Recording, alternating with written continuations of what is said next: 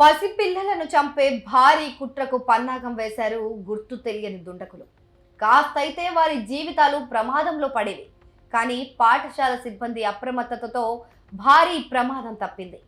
ఇక అసలు విషయంలోకి వెళ్తే ఆదిలాబాద్ జిల్లా ఇచ్చోడ మండలం ధర్మపురిలోని ప్రభుత్వ ప్రాథమిక పాఠశాలలో విష ప్రయోగం జరిగింది.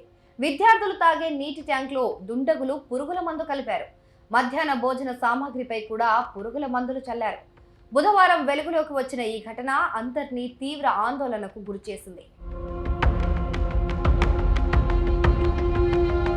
పాఠశాలకు వరుసగా 3 రోజులు సెలవులు ఉండటంతో పాఠశాలలోని వంటగదికి సిబ్బంది తాళాలు వేసి వెళ్లారు.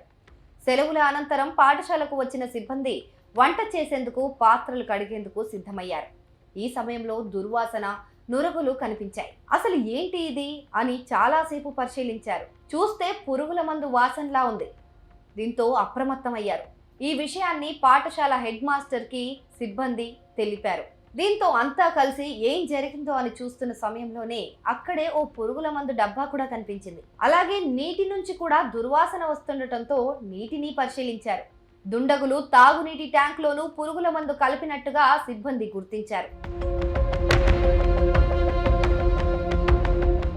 దీంతో అప్రమత్తమైన పాఠశాల సిబ్బంది విద్యార్థులను తాగునీటి కుళాయిల వైపు వెళ్లకుండా చూశారు. మధ్యాహ్నం భోజనం వండలేదు. ఈ ఘటనపై ఉపాధ్యాయులు పోలీసులకు ఫిర్యాదు చేశారు. సరైన సమయానికి పాఠశాల సిబ్బంది గుర్తించి మధ్యాహ్న భోజనం వండకపోవడంతో పెను ప్రమాదం తప్పిందని అంటున్నారు.